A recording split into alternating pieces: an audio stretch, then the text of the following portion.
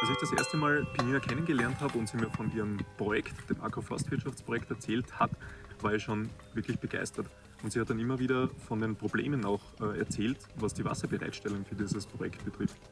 Und da hatte ich mir gedacht, wir können mit unserer technischen Expertise die Wasserbereitstellung effizienter gestalten. Gemeinsam mit dem Verein Shift-Tanks und einem tollen Team mit unterschiedlichen technischen Hintergründen haben wir uns dann an die Planung dieses Projektes gewagt. Insgesamt haben wir 2 Jahre lang geplant und sind jetzt tatsächlich hier in Kenia und wollen unsere Lösungen auf den Boden bringen. Wir sind hier, um eine Tröpfchenbewässerung zu installieren. Wir haben uns für ein System entschieden, das flexibel adjustierbar ist. Das heißt, das auf Gripper setzt, die an willkürlichen Punkten eingestochen werden können. Für die Auslegung des Systems benötigten wir Eckdaten. Diese Eckdaten waren die Dimensionen des Feldes, nämlich 40 mal 100 Meter, also 4000 Quadratmeter. Aus diesen Dimensionen konnten wir danach Rohrlängen ableiten und mit diesen Rohrleitungen wiederum in eine Druckverlustberechnung gehen, aus der sich die Dimensionen der Pumpe ergaben. Unser Bewässerungssystem beginnt mit der Pumpe. Die Pumpe saugt dann das Wasser aus einem großen Wassertank an, verteilt es dann durch dickere Leitungen auf die verschiedenen Sektoren. Davon gibt es 4, mit denen decken wir das ganze Feld ab. Der Grund, warum wir das in verschiedene Sektoren eingeteilt haben, ist eigentlich ganz simpel.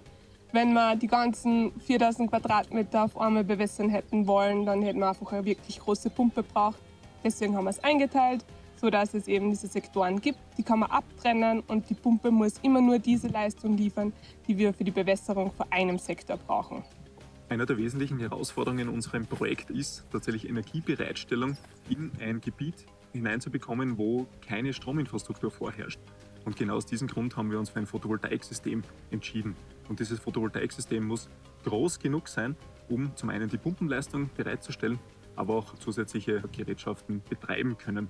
Für die Pumpenauslegung, da haben wir wirklich eine breite Literaturrecherche eigentlich gemacht, um zu schauen, wie viel Wasser brauchen die Pflanzen, wie ist der Boden beschaffen, wie sind die klimatischen Bedingungen und anhand dessen dann auch mit Softwareunterstützung dann eben wirklich da mal versucht zu definieren, wie groß ist der Wasserbedarf und eben dann auch, wie groß ist der Volumenstrom, den die Pumpe braucht.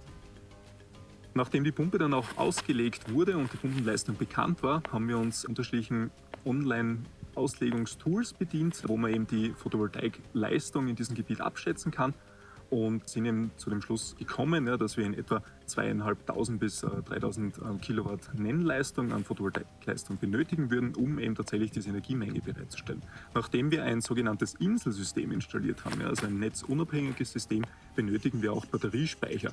Das heißt, wir wollen auch Energie bereitstellen, wenn die Sonne nicht scheint, also in den Nachtstunden oder an bewölkten Tagen.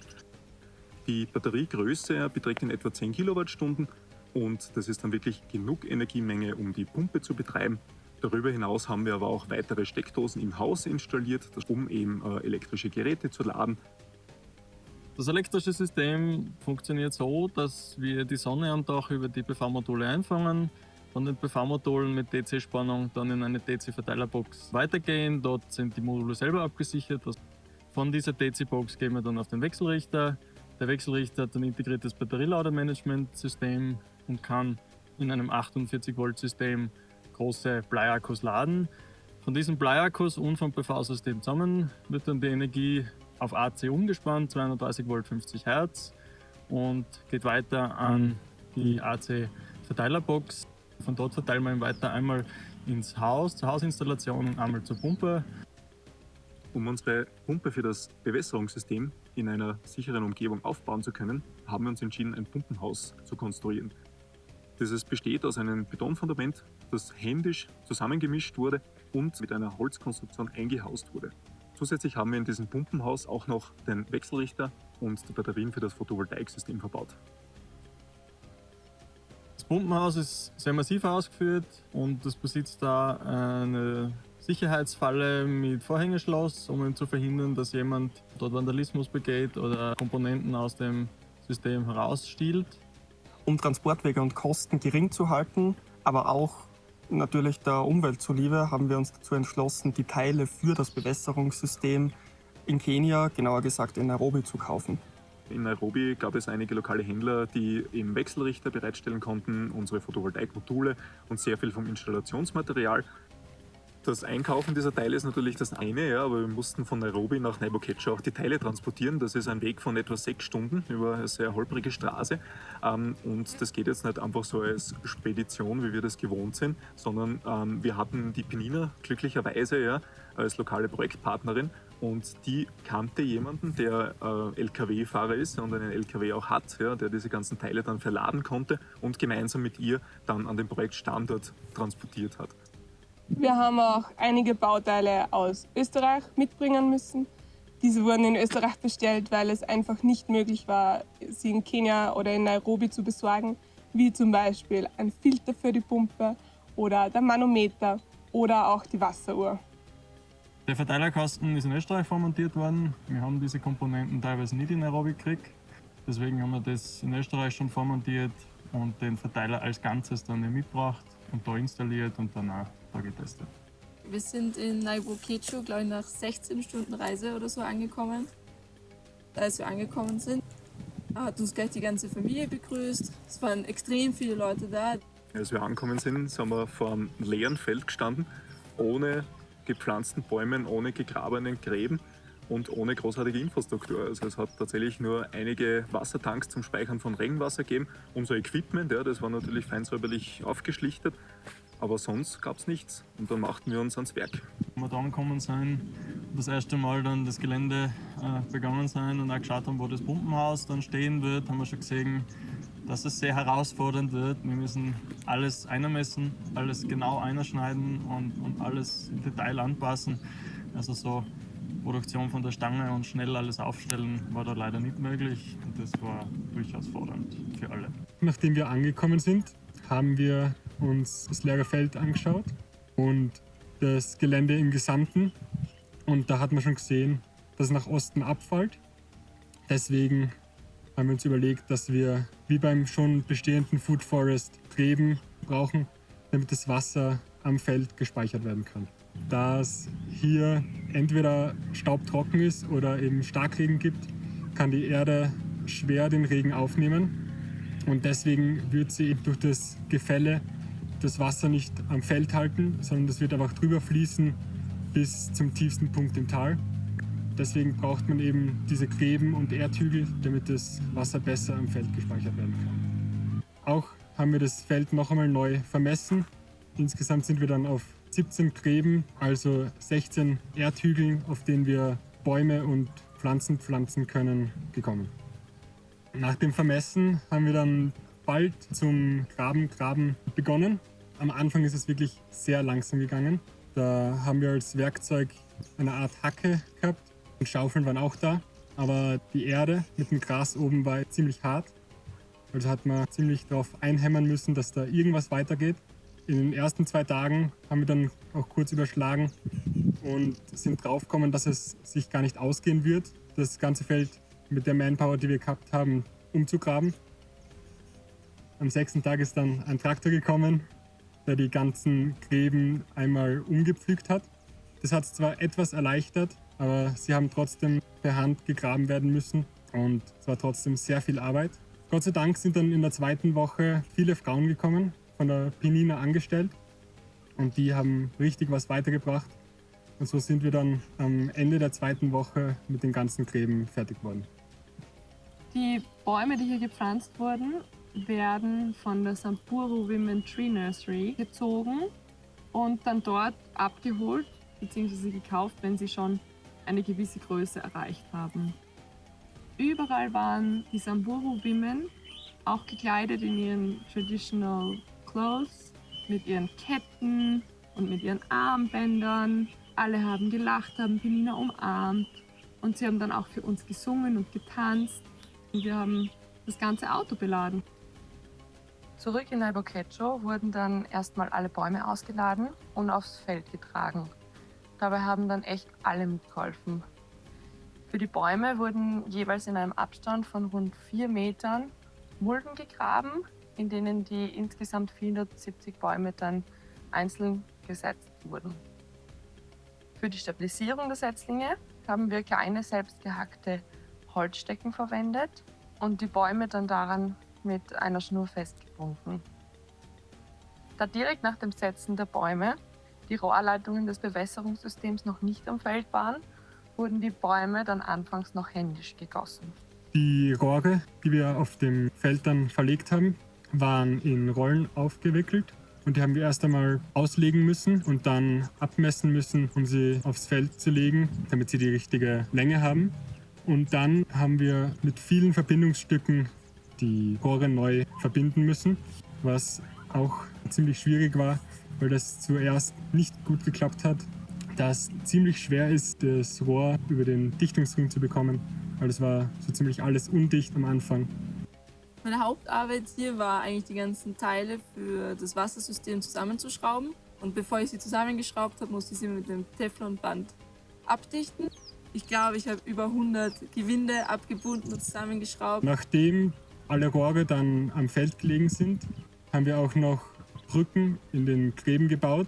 Erstens, damit man nicht über die Rohre stolpert. Und zweitens auch, damit das Wasser besser im Feld gespeichert wird. Diese Brücken wurden so gebaut, dass wir zuerst große Steine hergekarrt haben, die uns ein bisschen die Arbeit abnehmen sollen, die Erde aufzuschaufeln, was aber trotzdem sehr viel Erde gebraucht hat, dass die gut stehen. Nachdem das ganze System an sich jetzt eigentlich sehr gut funktioniert, war der wichtigste Punkt eigentlich den Frauen, die das ganze Feld hier bewirtschaften werden, zu sagen, zu erklären, wie das alles zum Einschalten ist, was für Probleme sich da ergeben können. Und wir sind mit denen da 1,5–2 Stunden lang das Viertel auf und ab gelaufen. Die haben jeden Hahn einmal auf und zu gedreht, die haben die Pumpe mehrmals eingeschalten, die haben die Sicherungen rein und raus gegeben. Die kennen sich jetzt relativ gut aus. Wir kennen unser System natürlich schon sehr gut, aber die Einwohner hier, für die ist das natürlich was ganz Neues. Also müssen wir auch schauen, dass das nachhaltig funktioniert. Und deswegen haben wir für jedes einzelne Teil ein Erklärvideo gemacht, wie man es zusammenbaut, wie man Fehler ausbessern kann und wie man die Teile neu einbauen kann. Wir haben da eigentlich eine gute Arbeitsteilung gehabt. Es hat jeder seine spezifischen Tasks gehabt. Zum einen für das Installieren des Bewässerungssystems, das Verlegen der Schläuche, aber in erster Näherung einmal das Graben der Gräben. Und dann hatten wir noch ein Team, was das Photovoltaiksystem installiert hat, was das Pumpenhaus aufgebaut hat, die Tests mit den Taukollektoren durchgeführt hat. Also wir hatten wirklich eine gute Teilung und wirklich alle Teammitglieder waren da aktivst dabei und haben versucht, ihr Bestes zu geben. So viele dieser Tätigkeiten, die wir gemacht haben, sind für alle das erste Mal gewesen. Also keiner von uns hat bisher Photovoltaikmodule auf ein Dach installiert, vor allem auf ein Dach, was jetzt nicht unseren Erwartungen entsprochen hat. Aber wir haben dann mit einem sehr, sagen wir mal, kreativen Prozess, haben wir uns da quasi herangetastet und diese ganzen Tätigkeiten gemeistert. Das meiste Werkzeug hatten wir mit, aus den eigenen Werkzeugkästen von zu Hause, haben wir einfach reingepackt und mitgenommen. Aber schlussendlich bist du dann doch, ich sage mal, sehr weit weg von großartiger Infrastruktur. Das heißt, du hast ein gewisses Werkzeug nicht zur Verfügung und da haben wir dann einfach adaptiv unsere Werkzeuge improvisiert. Beim Zusammenbau war es eigentlich so, dass jeder Tag aufs Neue es war konstant irgendein Problem zu lösen. Alles war einfach immer mehr Arbeit, als wir gedacht haben. Alles hat uns vor sukzessive neue Probleme gestellt. Das Zusammenschrauben von diesen ganzen Teilen, die wir gekauft haben. Zuerst haben wir gedacht, das ist leicht. Dann haben wir das System eingeschaltet, dann hat es einmal überall rausgetropft. Dann haben wir gemerkt, okay, wir haben es einfach überall falsch gemacht. Und das sind halt so Dinge, da kommt man erst mit der Zeit drauf. Und da haben wir einfach eine sehr, sehr steile Lernkurve gehabt. Aber der Bewirtschaftung der Food Forests sind einige Herausforderungen aufgetreten, auf die wir wirklich nicht vorbereitet waren. Wie beispielsweise ein sehr hoher Insektendruck oder riesen Termitenhügel, Termiten, die alles untergraben. Wir haben deswegen immer zwischendurch wieder Knoblauch gesetzt und Zwiebeln und Donkeyberry-Sträucher, weil die Termiten das nicht mögen. Die Samburu leben sehr viel mit der Natur. Und es war sehr wichtig, dass wir es geschafft haben, einen Kompromiss zwischen dieser wilden Natur, die es hier gibt, und einer kultivierten Landwirtschaft zu finden, die auch die Erträge bringt, damit es hier einfach besser funktioniert und die Ernährungssicherheit hergestellt werden kann. Einer dieser Kompromisse war beispielsweise, dass bestehende Pflanzen oder Bäume von Unkraut befreit werden oder jegliche Ranken abgeschnitten werden. Das Thema Elefanten ist ja ein großes Thema, weil einerseits alle die majestätischen Tiere voll bewundern und sie ja nicht verletzen wollen, aber andererseits können sie alles, was man hier aufgebaut hat, die gesamte Lebensgrundlage komplett zerstören. Und das war halt wirklich schockierend zu hören, wie diese Tiere einem alles nehmen können, aber gleichzeitig so bewundernswert, dass die Menschen nicht böse sind. Meine generellen Eindrücke von hier sind, dass die Menschen, obwohl sie im Vergleich zu Österreich viel weniger haben, so glücklich sind und voll zufrieden mit dem. Auch an uns hat man es gemerkt. Wir waren eigentlich trotz der vielen Arbeit eigentlich nie gestresst und haben uns voll gut verstanden. Also für mich persönlich war das äußerst bemerkenswert, wie willkommen wir geheißen wurden. Jeder war total freundlich, jeder war, hey, endlich seid ihr da, so in die Richtung. Ja, also haben sie total gefreut. Und deswegen war das wirklich schöne Erfahrung, dass man gemeinsam mit der Community hier leben kann, ja, und deren Alltag einmal kennenlernt, den Alltag auch besser versteht. Und das war für uns dann auch irrsinnig wichtig, um das tatsächlich in das Projekt auch einfließen zu lassen. Für uns wurde innerhalb von kürzester Zeit, kurz vor unserer Ankunft, ein eigenes Haus gebaut, das wirklich ausgestattet ist mit 3 Räumen, mit insgesamt 5 Betten und Fliesenboden. Und das war einfach viel mehr, als wir uns eigentlich erwartet haben. Wir haben gedacht, wir schlafen in einer typischen kenianischen Manyatta. Das ist einfach ein kleines Häuschen aus Akazienholz, ohne Fenster und einer Eingangstüre und Feldbetten. Aber da wurden wir eigentlich sehr positiv überrascht. Vom Essen her gab es meistens Eintöpfe, weil sie halt einen großen Topf haben, wo sie für alle kochen. Gab es zum Beispiel Lindeneintopf oder Erbsen mit Tomaten oder Chapati, das sind so Pfannkuchen. Unser Favorit sind die Mandasi, das ist so wie Krapfenteig in der Art. Chai gibt es auch täglich, sie hauen auch sehr viel Zucker rein und das gibt einem aber voll Energie, das glaubt man gar nicht, da braucht man gar kein Frühstück, wenn man so 2000 Chai trinkt. Durch das tägliche Arbeiten am Feld ist unsere Kleidung durchaus schmutzig geworden und wir hatten das Bedürfnis, dann irgendwann doch unsere Wäsche zu waschen. Hier wäscht man die Wäsche einfach in einem Wäschewandel mit Regenwasser. Wir waren immer sehr froh, wenn es noch geregnet hat am Tag davor, dann hatten wir genug Wasser. Aufgehängt wurde die frisch gewaschene Wäsche auf den Zedernholzstipfeln. Man hat auch von den Traditionen viel mitbekommen, zum Beispiel dürfen die Morans, sind so Krieger in einem gewissen Alter von so 12 bis 25 nicht vor Frauen essen, weil sie selbstständig sein sollen. Diese Morans haben halt vor uns auch nicht gegessen. Und die Morans wären eigentlich dafür zuständig, dass sie, falls es zu Konflikten kommt, dass sie dann eben ihre Familie verteidigen. Dann das, was ich anhabe, zum Beispiel ein Shuka, das ist so die Ursprungsbekleidung, würde ich sagen. Sie hält auch sehr warm und ist angenehm.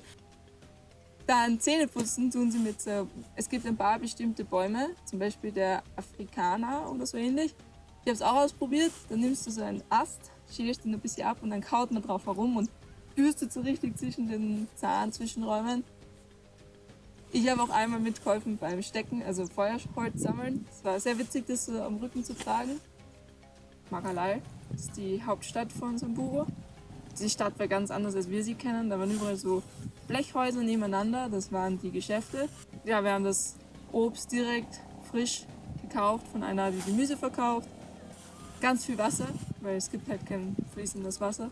Für uns ist es ein ganz wichtiger Bestandteil des Projekts, auch im Nachgang noch Bewusstsein zu schaffen und durch die Bilder, die wir vor Ort eingefangen haben, zu zeigen, wie das Leben vor Ort wirklich ist, wie es den Menschen hier geht, was unser Projekt erzielen kann, was es für einen Mehrwert hat für die Community und auch zu zeigen, was der Klimawandel hier vor Ort für einen Einfluss hat. Als wir angekommen sind, war alles grün, alle Pflanzen haben geblüht und Benina hat zu uns gesagt, das ist sehr untypisch. Im Moment sind wir nämlich eigentlich am Ende der Trockenzeit, die Regenzeit soll erst später beginnen und das ist einfach eine der Auswirkungen des Klimawandels vor Ort, dass diese Trocken- und Regenphasen nicht mehr in den Abständen passieren wie in der Vergangenheit. Das hat einfach zur Folge, dass es viel längere Trockenphasen gibt, in denen kein Tropfen Wasser fällt, in denen keiner dieser 10.000 Liter Behälter mit Wasser gefüllt werden kann. Und andererseits gibt es dann so starke Regenfälle, dass das ganze Wasser gar nicht aufgefangen werden kann. In den ersten 4 Tagen nach dem Ankommen hat es eigentlich jeden Tag mindestens einmal stark geregnet, was ziemlich untypisch ist, weil eigentlich noch Trockenzeit ist. Ab dem 3. Tag war der Regen dann eigentlich nur mehr zu viel, weil es war schon alles nass. In unser Haus hat es leider auch reingeregnet. Wir haben viele erzwungene Regenpausen machen müssen, auch einmal im Geräteschuppen, wo wir gefangen waren wegen dem Starkregen. Also ich muss sagen, ich bin irrsinnig beeindruckt, jetzt dann nach fast 3 Wochen hier zu stehen und zu sehen, was wir gemeinsam als Team überhaupt geschaffen haben. Also wir haben da irrsinnig gut zusammengearbeitet, tolle Projektarbeit geleistet und auch einen Impact hier geschaffen. Wir haben jetzt da mit unserem Bewässerungssystem eine Möglichkeit geschaffen, Wasser effizienter zu nutzen. Insgesamt ist aber dieses Wasserbereitstellungsproblem damit nicht gelöst. Es ist nur die Wassernutzung reduziert geworden. Das heißt, man ist hier leider Gottes trotzdem noch immer auf Wasserlieferungen von außen angewiesen. Das heißt, entweder es kommen wirklich starke Regenfälle, was jetzt leider Gottes eben durch klimatische Veränderungen nicht so häufig passiert, oder es wird Wasser geliefert bei Wassertransport. Um dem auch entgegenzuwirken, besteht die Möglichkeit, in einem späteren Projektverlauf auch Brunnen zu graben, um eben wirklich eine unabhängige Wasserbereitstellung zu schaffen. Und darüber hinaus, das ist so quasi unsere große Vision, mit unserem Pilotprojekt aufzuzeigen, dass man in diesen harschen Umgebungen wirklich den Wasserverbrauch dermaßen reduziert, dass es auch adaptiv auf andere Farmen angewendet werden kann und schlussendlich die gesamte Region, die gesamte Community davon profitieren kann.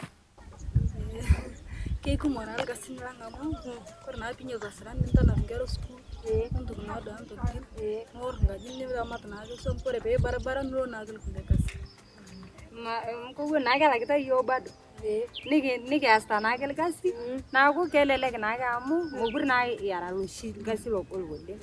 They say now it's much easier because they will still get paid and they will still pay their kids for school fees, but also like the work is more easier for them because they do everything, and normally getting water and pouring in each tree, it takes a lot of time.